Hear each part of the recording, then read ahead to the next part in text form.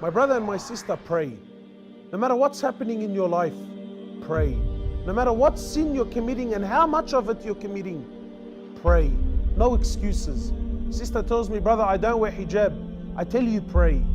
She tells me, look, my dress code is not the best. I tell you, pray. Brother, I drink alcohol. Pray.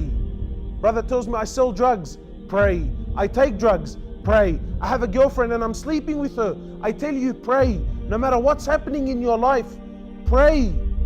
But brother, how can I be committing all of these sins and pray? That's disrespectful, or that makes me a hypocrite. I tell you, no. That's why we pray. Because we're not perfect. We're sinners.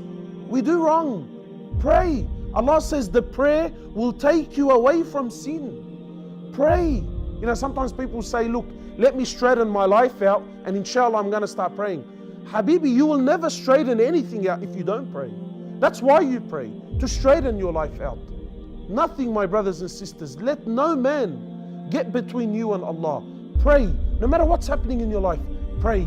No matter where you are, pray.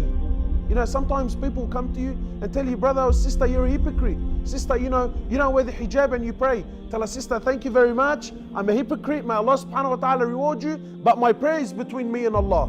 No one else's business. The Prophet of Allah, he says the difference between us and them is the prayer. The very first question on the day of resurrection that you're going to be asked is about the prayer. If you pass, then everything after that's going to be easy. But if you fail that, then everything after that is just going to get worse. So pray. Pray, my brothers, you will earn Allah's love. Pray and you will earn His mercy and His forgiveness. Imagine your friend is Allah. Never mind wealth.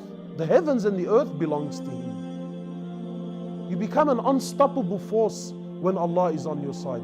So please, my brothers and sisters, no matter what's happening in your life, pray. Don't let anyone turn you away from Allah. When your forehead is on the floor, that's the closest you will ever be to Allah. Cry to Him, beg to Him, ask Allah for direction, and you will see happiness through prayer. We ask Allah subhanahu wa ta'ala to make us of those who establish their prayer and never leave it, no matter what. Assalamu alaikum.